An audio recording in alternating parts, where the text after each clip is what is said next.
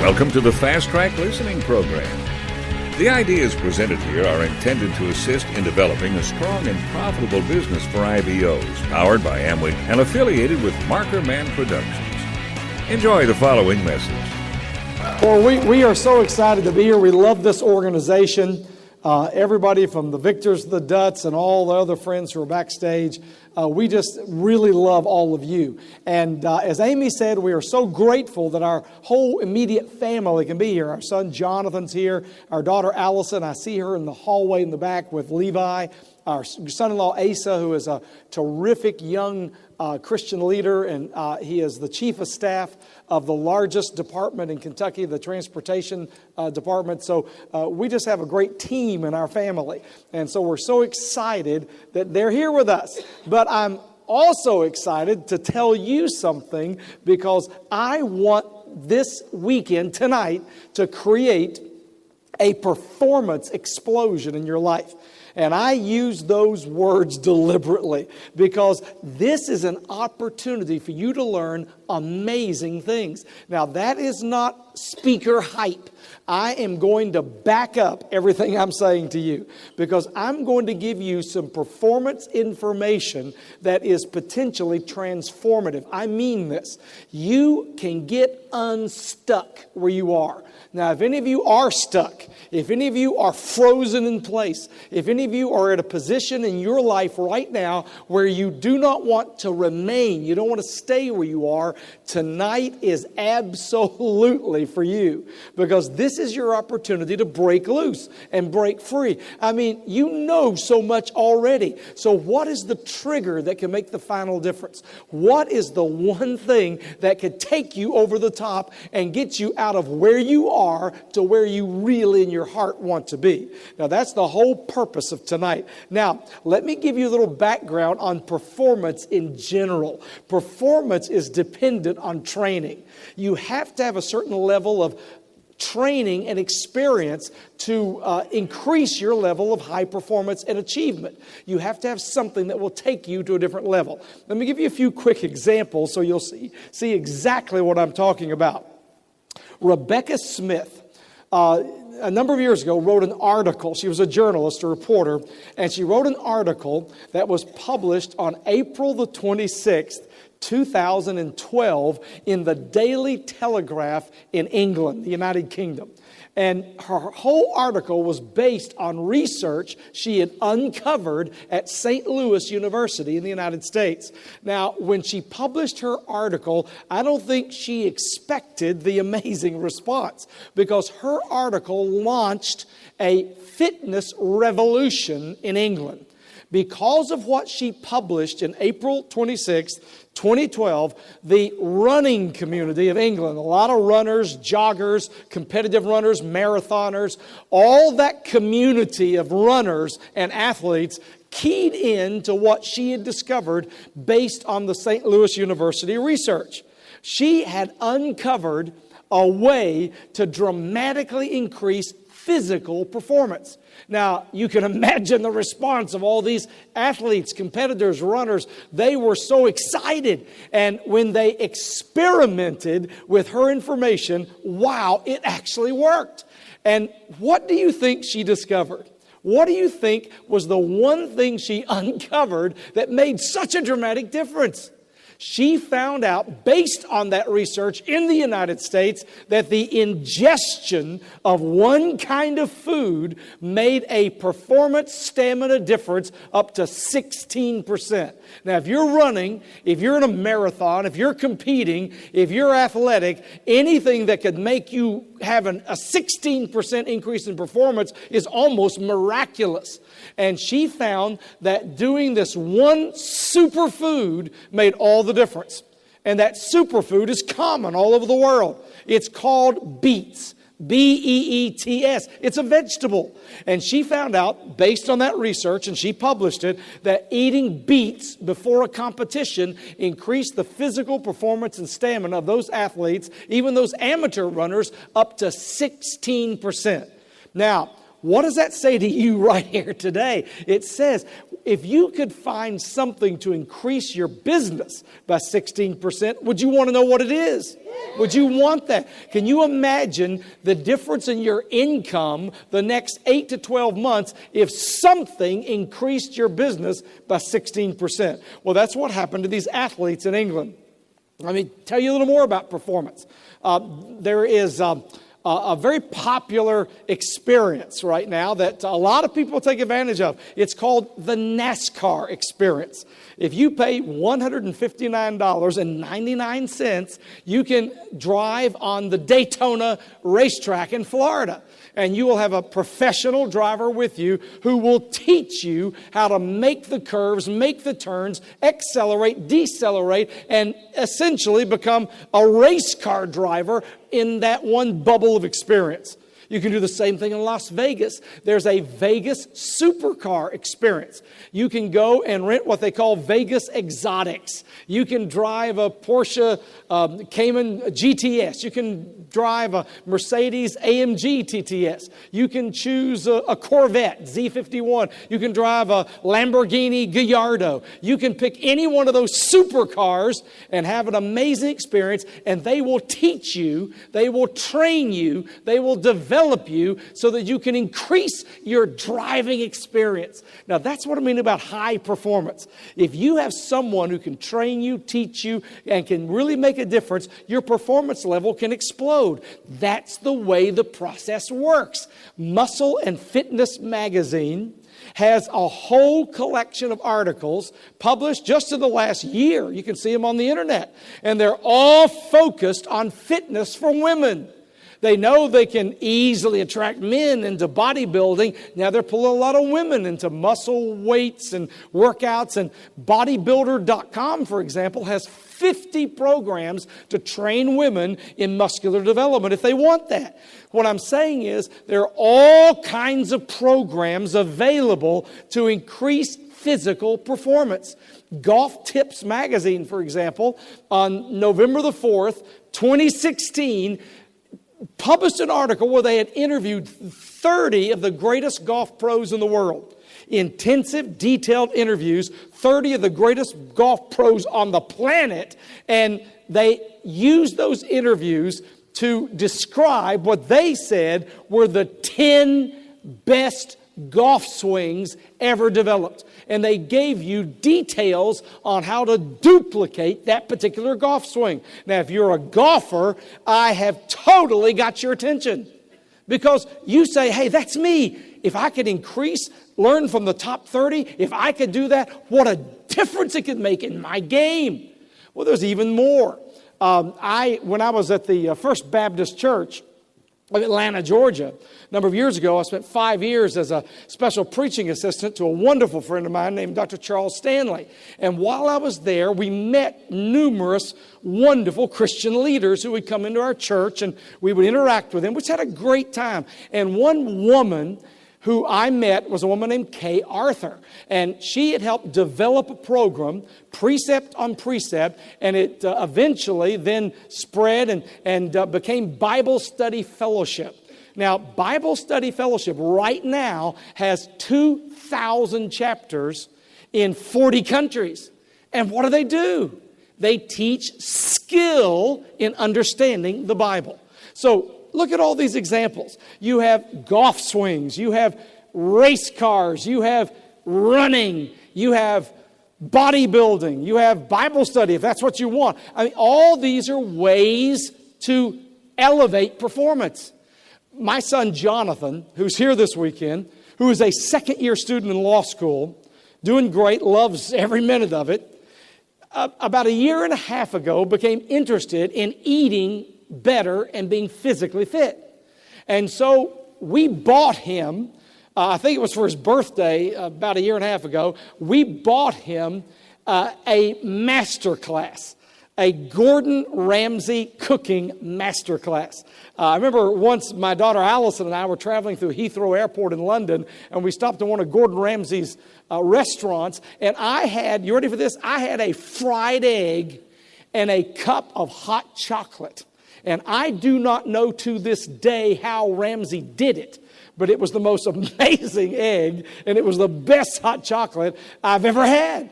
And that's sitting in an airport restaurant. Well, we bought the master class for Jonathan, and we had a fascinating time cooking with him, healthy meals, and made a tremendous difference in our physical energy and our ability to perform.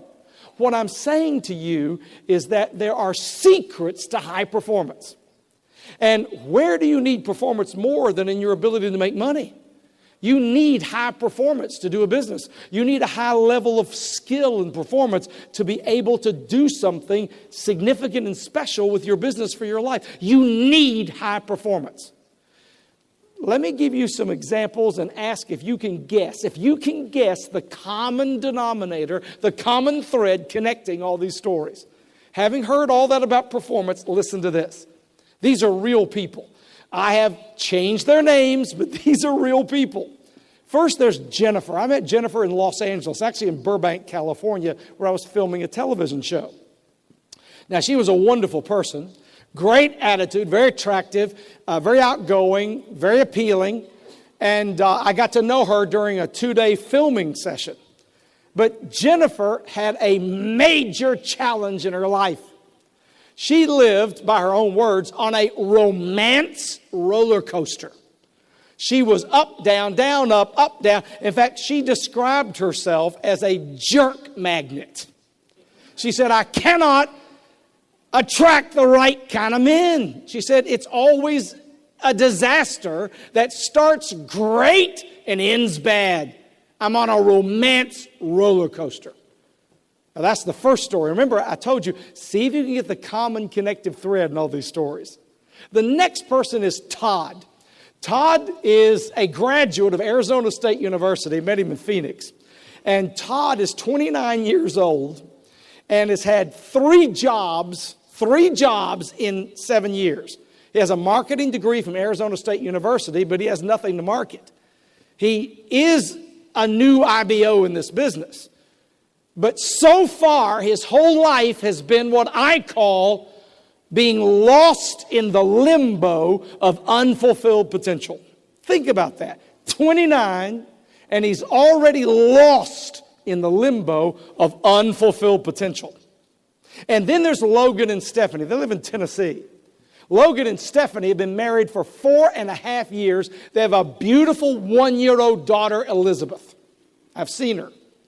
And Logan and Stephanie love each other. They want a great family for their daughter. They're also IBOs. But they came to me for help and admitted that they have the same fight every night. They always have the same argument. They can't get past one particular point of conflict in their relationship. They love each other, but they're stuck where they are, the same fight every night. And then there's James. I like James. I met James about 6 or 7 years ago. And James started in this business with enormous excitement. But he just keeps treading water. I've known him for 7 years. James works for an insurance company. He's 49 years old. He is trapped in a cubicle. He's living what I call a life of diminishing returns. What does that mean? It means that every single year, his investment in his life gets worse. He's shrinking as a person every single year. A life of diminishing returns. And then there's Richard. Richard lives in Macon, Georgia. I love Richard. Richard's different from all these people. Richard's already built the business. Richard is very excited. Richard just got married about 3 years ago. Richard's a great guy. Richard rose like a rocket. Now, why is Jennifer still on a romance roller coaster? Why is Todd still stuck in the limbo of unfulfilled expectations? Why are Logan and Stephanie having the same fight every night? And why is James trapped in a cubicle living a yearly life of diminishing returns while Richard rises like a rocket? There has to be an explanation. I'm going to give it to you, all right? Listen, listen, listen, listen, listen, listen. This matters. Listen. If you look at those first 4 stories, they're real people. I didn't make them up. I made up their names, but I didn't make them up. If you look at all of them, now watch what I'm going to do. If you look at all of them, they're all stuck. Their performance level has plateaued and they've gone no further. All of them. Only Richard is on his way to something special in his life. And he loves this business. The difference is there's one critical part of their life that is untrained. And when I expose what that is and tell you how to train that one part of your life, I believe it can make a fantastic difference to you this weekend. Now, I'm going to stop and say something I had not planned to say. This is not rehearsed, and this is not predetermined. I'm going to say this to everybody in this room, and I had not planned to say this, so here it comes. If you are absolutely fed up with where you are, I mean, you are so tired of it, you are sick of it. If you are tired of where you are, and you are ready for a breakout and a breakthrough, then I want you to really, really pay attention to what I'm going to say the next few minutes. There's one part of your anatomy, your life, your whole personality that needs to be developed. It didn't happen for Jennifer. That's why she's on the roller coaster. It hadn't happened for Logan or Stephanie or Todd or James. It's happening for Richard. But how can it happen for you? When you talk about performance, and listen, we just looked at what? NASCAR, golf swings, eating beets so you'll run faster and longer. The better golf swing, Bible study fellowship, the master cooking class. All the things, if you're interested in those things, where you can learn better performance, where you can become a master at something. Well, here's what you really need to master if you want to get unstuck in any part of your life. In fact, I did this seminar for a convention in Nashville 2 months ago. And I had a man and his wife come up to me and say, you know what? We needed what you said tonight. They've been in business for 22 years. So we've needed what you said tonight. We really needed it. But the man looked at me and said, but you know who really needed it? Our children and our grandchildren need it. They said, I'm going to take back to my family everything you're saying. So here goes, here it is, this is it. The one thing that needs ultimate training in your life is your brain. And I'm going to teach you how to do that in the next few minutes. I'm going to give you basics of brain training. Now, I did some seminars like this years ago, and I've now updated it, added lots of new information. I mean, I've added stuff I don't think you probably have ever heard. But I want to give you how this works for the next few minutes. How to train your brain. Dr. Jillian Butler and Dr. Tony Hope, brain researchers, say, based on their research, that there are basically different types of brain people in the world, okay? And these are their terms, and I'll give them full credit. Here's what they said. They said some people are sages, meaning their brain is so organized that they want lots of knowledge. The sage is the knowledge seeker, the knowledge sponge, soaking up knowledge. And some people, based on the way their brains are functioning, are what Hope and Butler call travelers. These are people who just kind of flirt with things. They jump from one thing to another. They'll come to a function and they'll be super excited, and then they'll lose interest by next Thursday. They're the travelers. They always want some new stimulation, so they're never able to lock in where they want to go. That's probably true of Todd, Arizona State University, 3 jobs in 7 years. And then there are the drifters. The drifters just float through life, and they're not hot, they're not cold. I'm reading a memoir right now by William Shatner, famous as Captain Kirk on Star Trek. I always liked the Kirk character.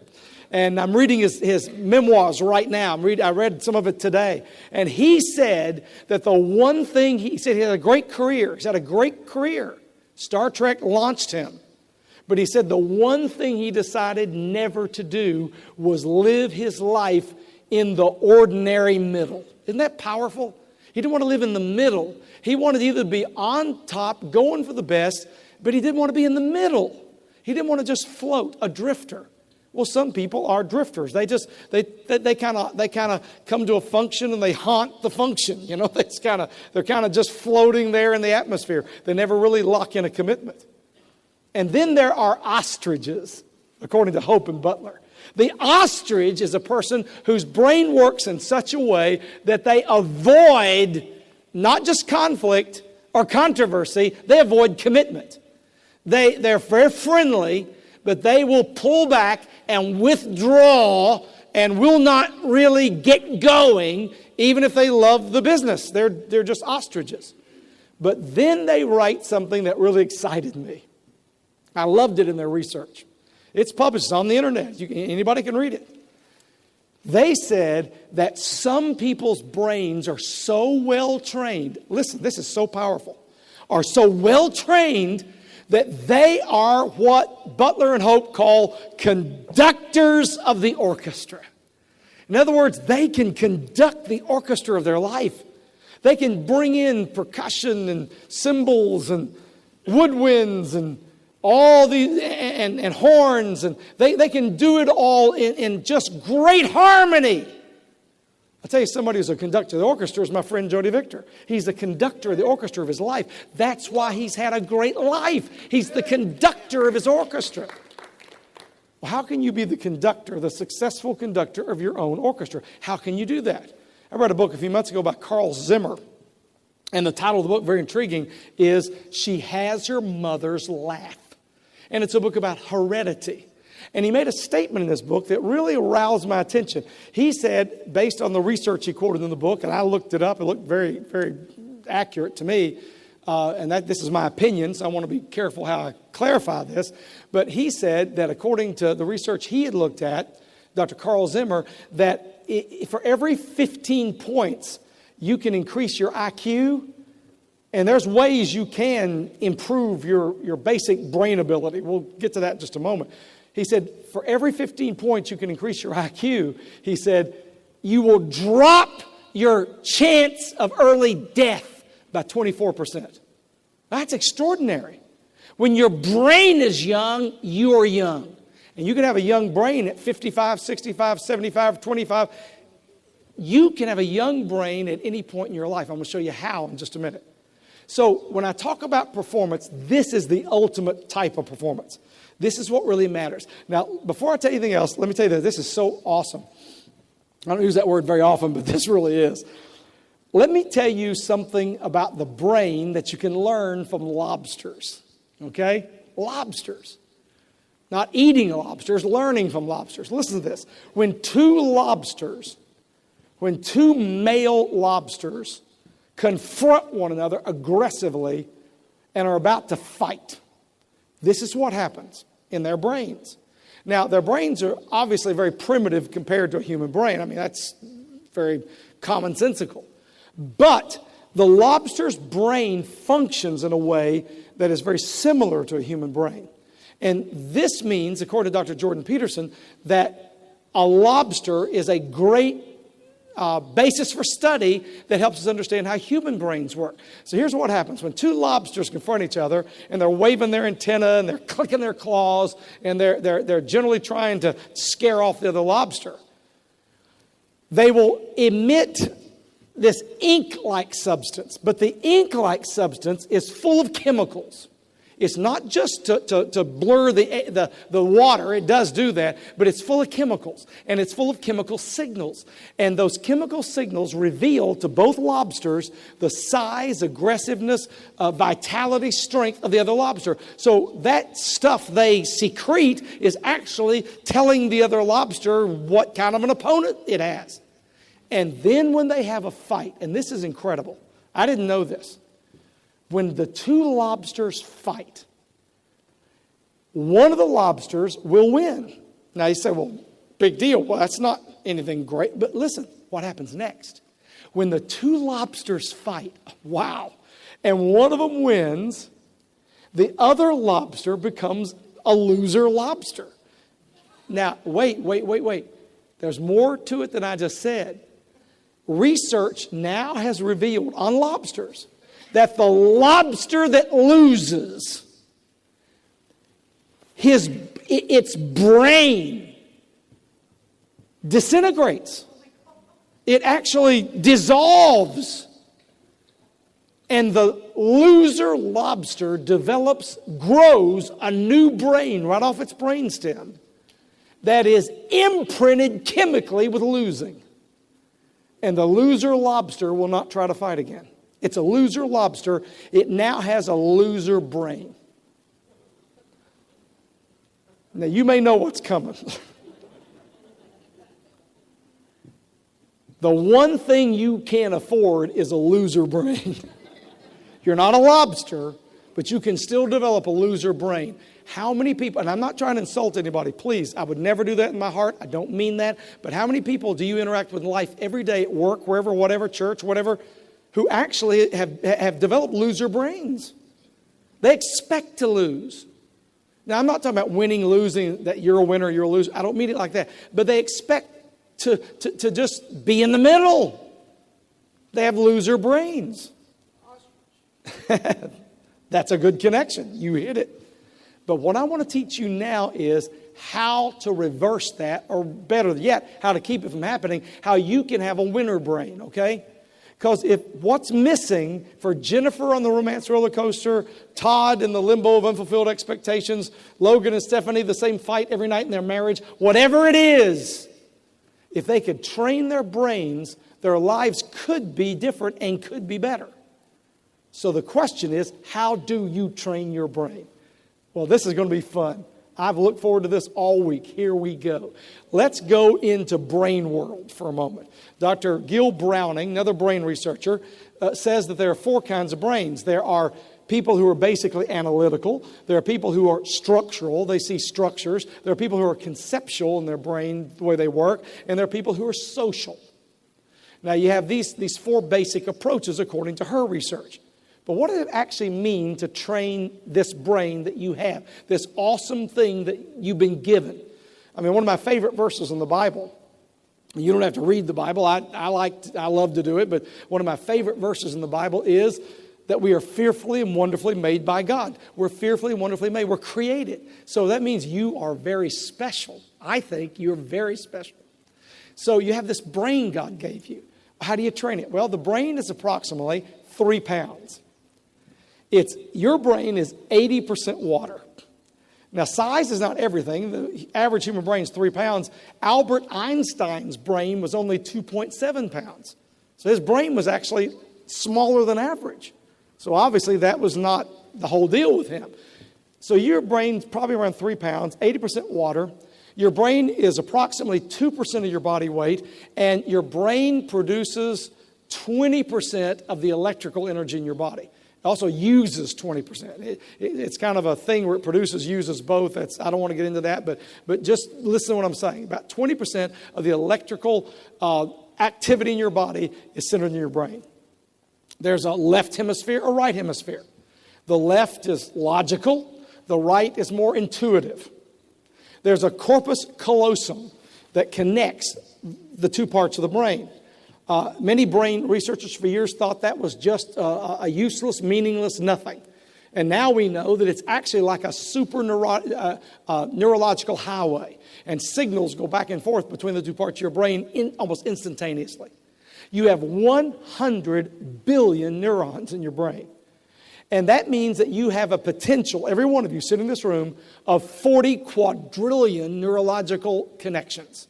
That means that the greatest computer in the world, even the Cray supercomputers that the Pentagon uses, the greatest computers on the planet ever conceived are faint little nothings compared to your one brain. If you could train your brain, can you imagine who you could be if you could really do this? Well, let's look first for a moment at the care and feeding of your brain before I tell you how to train your brain. First, how do you feed your brain? Well, according to the book You, the User's Guide by 2 medical doctors, they say there are certain things that are really good for your brain. And so I want to give you a little formula that I'm using tonight, okay, called the PATTY formula for how to feed your brain. PATTE, the PATTY formula. You want a great young brain? Listen to this, the PATTY formula. PATTE. P stands for protein. According to the user's guide, these two medical doctors, and I've checked with my best friend who's a surgeon in Louisville, Kentucky, and I checked with another close friend of mine who is a well-respected physician in another part of Kentucky, and they both said, yep, this is totally true. So you do need protein, lots of it. Plant-based, meat-based, whatever, but you need protein, okay? However you get it's up to you, but your brain needs protein. So PATTY stands for P, protein. A stands for avoid chronic stress. Chronic stress is really bad for your brain. Now, I'm not talking about occasional stress. Somebody cuts you off in traffic and, how can he do that? I mean, that's an occasional stress moment.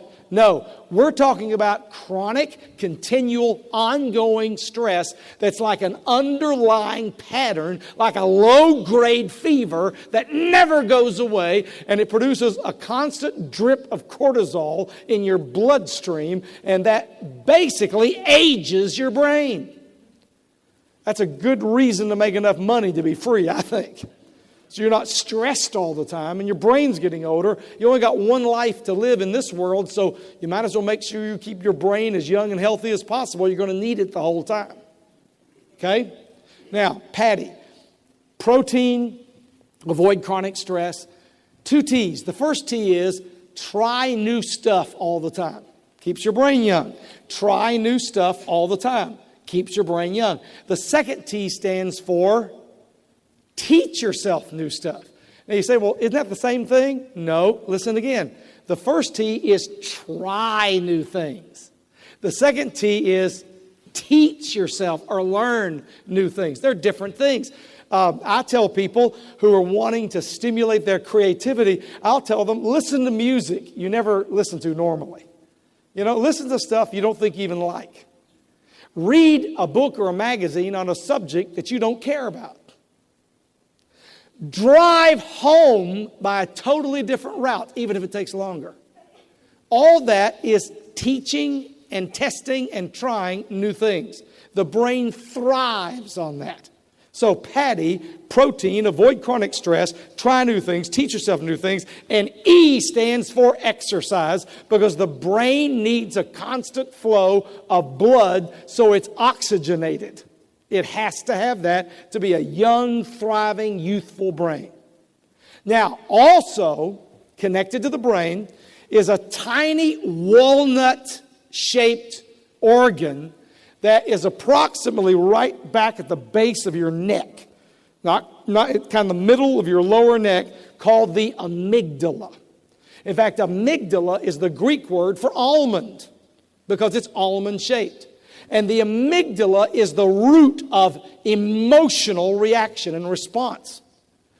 When you make an immediate decision, whether you like somebody or not, it doesn't come from your prefrontal cortex, which is kind of like the executive, intellectual thinking part of your brain. It comes from your amygdala. Your amygdala is where the source of fight or flight comes from.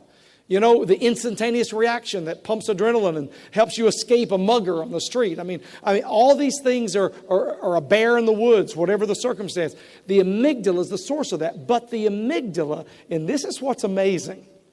This is what's absolutely amazing. Everybody in this room, everybody, and that, by the way, includes you, okay? Everybody in this room, your amygdala is always awake. Your amygdala is always assessing everything.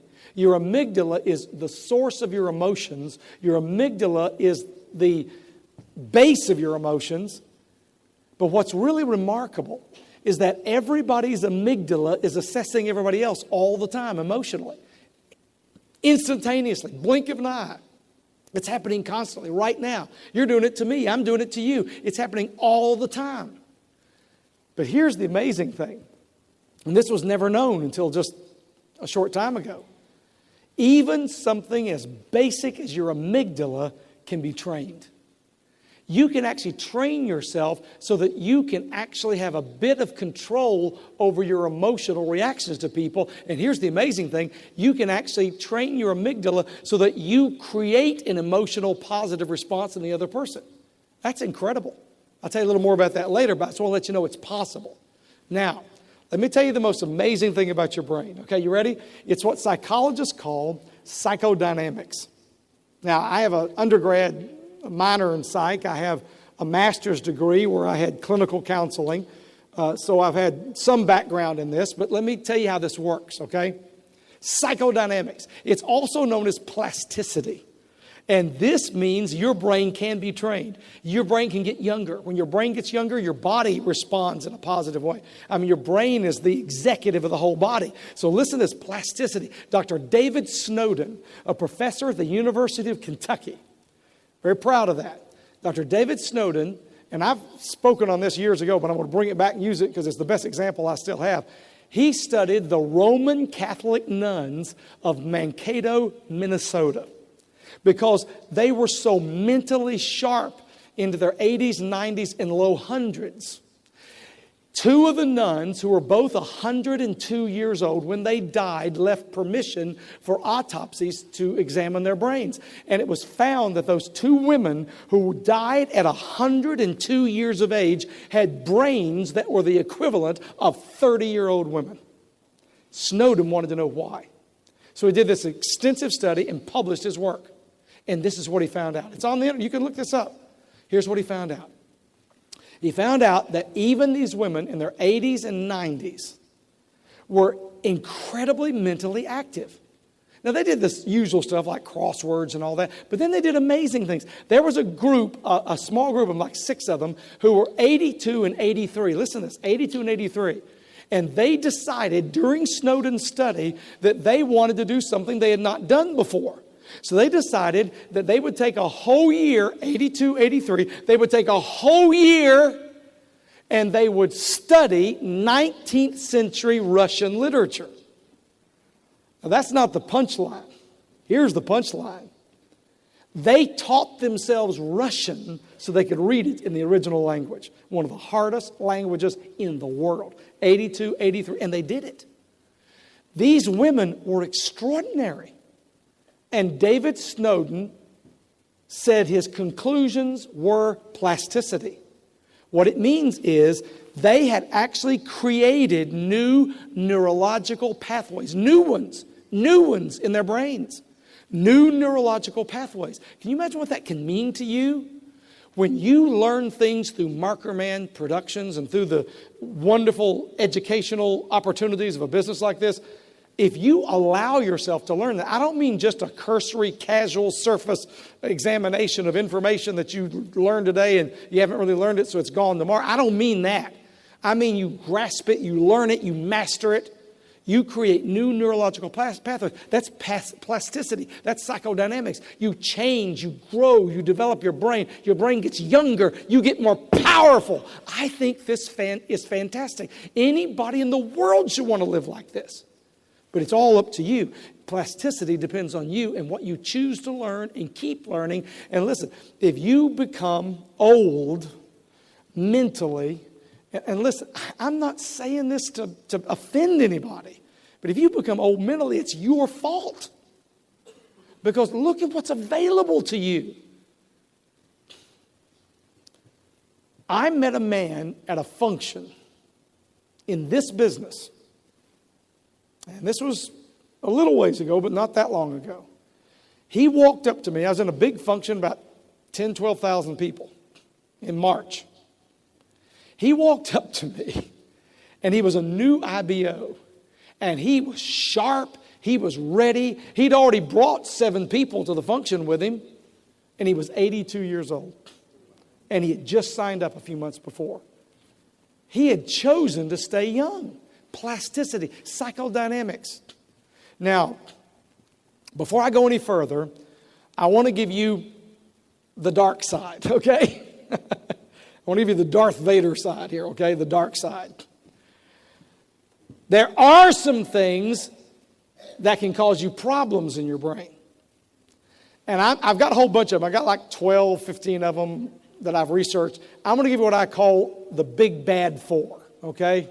The big bad four. Now, plasticity's true.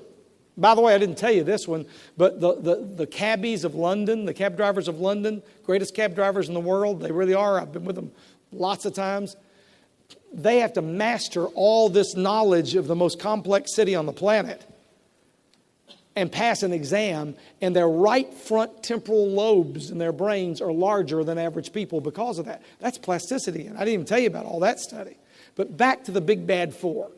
There are certain things you have to be aware of because brain training can work in reverse. Here's the big bad four, all right? The big bad four. Number one, what's called brain allowance. I'll explain what it means, brain allowance. What you allow your brain to think becomes truth for you. What you allow your brain to think becomes reality for you. If you allow your brain to be negative, if you allow your brain to be full of doubt, if you allow your brain, then plasticity will work against you.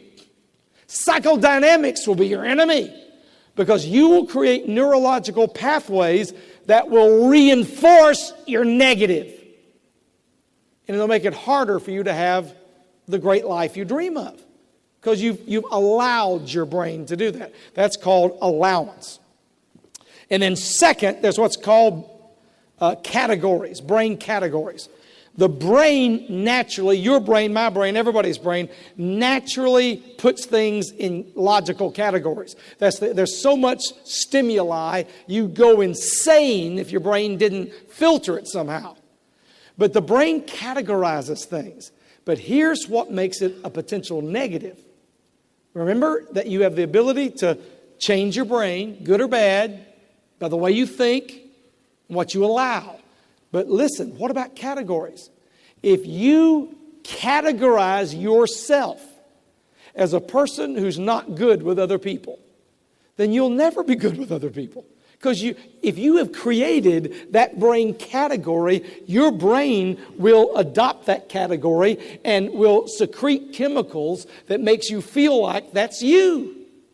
But you created the category. Your brain didn't do that. You created it. Maybe a category was created for you in childhood, and because of that category, maybe you didn't feel loved, maybe you didn't feel appreciated, maybe you went through an experience in childhood that made you feel like an idiot. I mean, whatever it is, but something happened, and so you established a hidden category, and your brain now perpetuates that category and tells you chemically that's who you are. But it's not true. It's only an artificial category.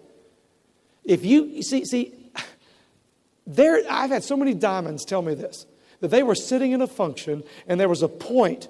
I've had hundreds of diamonds tell me this. Hundreds.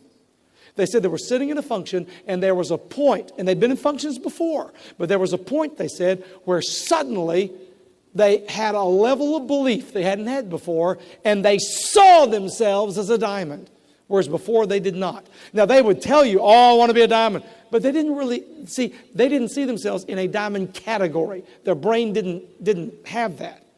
And suddenly they had a category shift, and every one of them went on to become diamonds. I'm not saying that'll happen for you, but it's just the experience I've had in talking to these leaders. You have to change your categories. All right? Number 3, brain lock. Dr. Jeffrey Schwartz of UCLA Medical School is a world-renowned expert specialist in obsessive compulsive behavior. And he got to the point, you can read about it again, it's all out there in public, where he was not happy with treating obsessive compulsive people with pharmaceuticals, with drugs. And so he decided to come up with different therapies. And he studied plasticity. It's in his research. He studied, it's all published. He studied psychodynamics. And he came up with this theory. And he tested it. He said he wanted to know how long it would take you to create a new neurological pathway in your brain. A pathway that made you feel like a winner. A pathway that made you feel successful. A pathway that energized you in your brain. He said he finally concluded it took 31 days. That you could create a new neural pathway in 31 days. He said because obsessive compulsive people have what he calls brain lock. Now, it's similar to categories, but it's even more stronger. It means your brain is just locked in a certain way. And he said what you have to do is you have to override it. You have to create a new neurological pathway on top of it. You have to do something to replace it and make your brain believe you're a winner. Remember the lobsters? The loser brains? You got to do something to make your brain believe that you're a winner. Here's the last one, brain fog. Brain fog. Now this is incredible. When I found this out, I was absolutely blown away. Listen to this. When you make a decision to do something, I don't care what it is, let's say do this business. When you make a decision, your brain secretes chemicals and it causes electrical discharges called synapses. But the short version is when you make a decision to do something, your brain creates an electrical chemical barrage that supports your decision. That's why when you make a decision to do something, you feel so excited. You're pumped up. Man, I'm ready to go. Whoa, this function was amazing. I'm ready to go. But here's the problem. If you don't follow up that decision with action within 24 hours, listen to this. If you don't follow up that decision with action in 48 hours, those chemicals begin to dissolve. You experience what researchers call brain fog. You get confused. Your brain doesn't know what to believe because you haven't done anything yet. I mean, your brain was giving you all the chemical electrical support you needed, and now you're not doing anything. Your brain doesn't know what to do, so it creates other chemicals and creates other electrical discharges, and it gets very confusing. You get a brain fog. That's why if you decide to do the business, you had better start acting on that pronto, quick, right? Otherwise, your brain fog will make it difficult, like swimming through molasses. It'll be hard for you to move forward. Now, I want to tell you one more thing. I'm almost done. I want to tell you this final piece of the puzzle. Dr. Daniel Amen, former professor at Oral Roberts University. He's been on public broadcasting, done a lot of work in brain research. He is an internationally recognized expert in brain spectrography, taking images of the brain with color coding and light and dark to show how the brain works. He's pioneered a lot of that. Dr. Amen talks about what he calls the thought sequence. Now, see how this fits your business. Or your life, or your marriage, or your children. This is incredible. He said the thought sequence works like this. He said, you have a thought. You have a thought. That thought causes an electrical signal. That electrical signal causes a chemical to be released. In fact, the chemical and the electrical signal are almost simultaneous. It's that fast. So you have a thought. There's an electrical discharge. There's a chemical created. And then an emotion is produced through the amygdala. But it all starts with your thought. Now here's what's amazing. Dr. Amen says that if your thoughts are positive, happy, belief, optimistic, I can do it, those thoughts will produce electrical discharges that will create what he calls chemical keys. In other words, those chemicals are actually physically shaped by your thoughts. Physically. And they go through every cell in your body. Positive. Every cell in your body. But if your thought is negative, if your thought is fear, if your thought is worry, if your thought is anxiety, if your thought is doubt, if your thought is disbelief, yes, you'll have an electrical discharge. Yes, you'll produce a chemical key. But that chemical key will be molded and shaped by your negative thought. And that will go through every cell in your body. And Amen even believes it could potentially affect your immune system. That's incredible. The next time Jody or the Dutts or Bob Cavino or Harvey or the next time Greg or somebody tells you to think positive, you better listen to them. Because you're creating chemical keys at every moment. And that's powerful. It's also powerful what you say. A study that was done at UCLA, Yale University, and MIT the same year found that, and by the way, they were dealing with cheating, students who cheated. They found, and you can look this up, this is public knowledge. They found that if they had students read out loud the 10 Commandments from the Bible, that cheating dropped dramatically. Just by the fact that their brains listened to what they said. Their brains listened to what they said. They did another study, and they had students read something and then walk down the hallway and turn in a paper while they were being filmed. And they had them first read out loud a piece of paper filled with words of energy and vitality and life and happiness and optimism. And the students would walk down the hall just like they had all the confidence in the world. And then they had students read words like decrepit and old and weak, sad, lazy. And those students physically walked down like this, like they were defeated. It's an incredible study. What that means is your brain can hear what you say. The next time you gossip about somebody, the next time you criticize somebody, the next time you complain about something, the next time you gripe for 2 weeks about something that happened that you sink your teeth into it, you can't let go of it, think of what you're doing to your brain. Your brain hears all that. And it responds obediently with electrical signals and chemical keys that obediently reflect what it hears you say. And you better say the right thing. This is a copyrighted program of Markerman Productions, affiliated with MarkerNet Incorporated. Duplication of this program is strictly prohibited.